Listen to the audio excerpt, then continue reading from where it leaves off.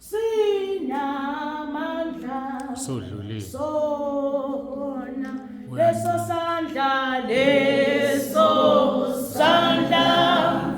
sika Jesu sinamandla sona sinamandla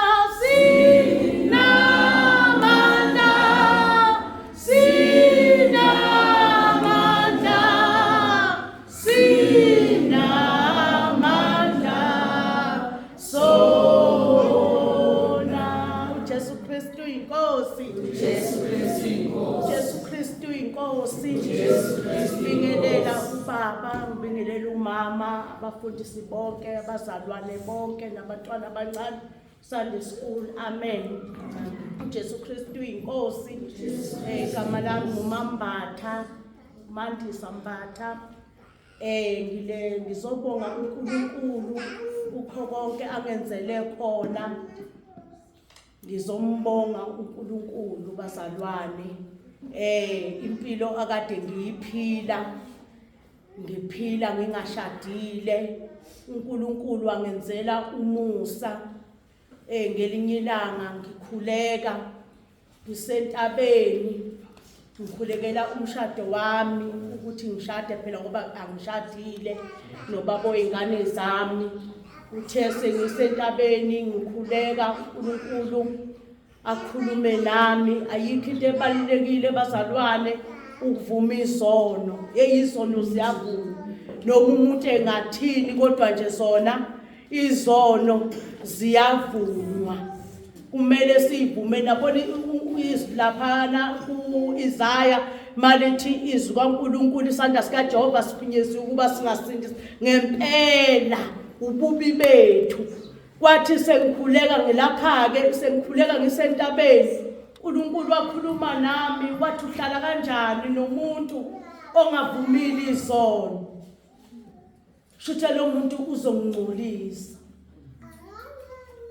Hayi ngambonga uNkulunkulu, ngaqhubeka ngakhule ngoba ngathi nje ngisakhuleka ngingakasho nokuthi amen. uNkulunkulu wavele wakhuluma nami. Ngiyambonga uNkulunkulu kwathi ukuqhubeka kuhamba izinsuku. Ngabe usulunga indaba yomshado wami, ngithi hayi sekuyalunga nje, sekuyalunga. Akuvele nje kuhlakazeke ngingazi ukuthi kuhlakazwa yini. Hayi ngikhuleke. Mangikhuleka athi uNkulunkulu ngelinye ilanga kimi. Ngikhuleka ngisekhona engiguqa khona engikhuleka khona. Nje kwakulapho nje ngo-7:30 athi uNkulunkulu kimi avela mbize ngegama ubaba oyingane zami. Athi angimfuni loyo, ngeke uzushade naye. Lelizwi livele limemeze lithi angimfuni, phuma lapha. Ngibona ukuthi hayi ngempela kufuneka ukuthi ngiphume la uNkulunkulu akangidingi. Kuthi ukuhamba kwesikhathi zihambe izinsuku sengifuna ukuthi ngiphume.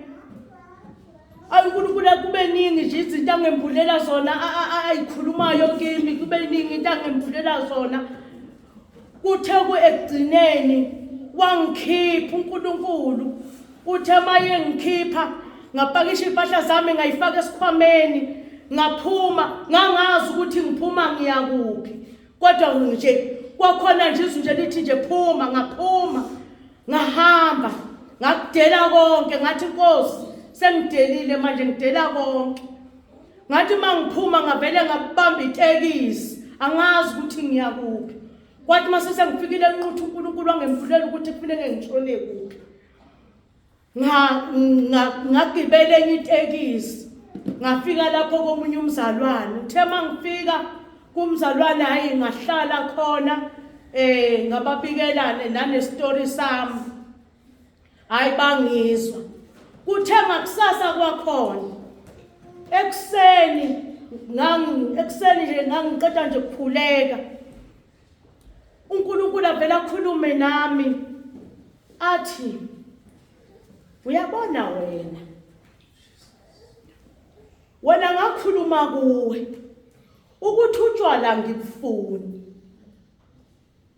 wena kuthiwa gaya utshwala. Kwenzeka kanjani ngathi mina utshwala ngifunitshela abantu ukuthi utshwala angikufuni? Kungenzeka konje ukuthi kuthiwa wena gaya utshwala ubugaya. Into engiyibonga itiyodwa ukuthi kwathi sekuthiwa ngifuna ngigaya utshwala kulowo muzi akade ngihleli kuwo, ngibonga ukuthi angizange ngivume. Ngathi umuntu mangabe efuna ukuthi nje ufuna utshwala akashayela akhe iphakethe afuna abantu futhi bamgayela utshwala. Manje leli zwi liyakhuluma nami lithi wena kungenzeka yini ukuthi ngathi bethu batshela abantu ukuthi utshwala ngifuni, wena bese uyabugaya utshwala. Ngikukhiphile bese ngathi ngiyazibona abazalwane, ngizibona ngihamba, ngizibona ngipakisha, ngizibona ngihamba noma sengigibela futhi sengithatha enye itekisi. Angathi ngihamba ngimemezela ukuthi ngikhishiwe. uNkulunkulu ufuna ubungcwele bazalwane. Ngizophakamisa nje ukumbonga ukuthi ngiyambonga uNkulunkulu ukuthi uNkulunkulu akafuni ukuthi singcole, ufuna sihlale singcwele njengoba naye engcwele. Kuyilokho bazalwane, asihlaleni asivumeni izono zethu kuze sizobonana neNkosi uJesu sihlobo ubungcwele. Kuyilokho bazalwane, nginasizungu ngihleli kamnandi nalapha uNkulunkulu angitholele khona indawo yokuhlala. uJesu Kristu inkosi.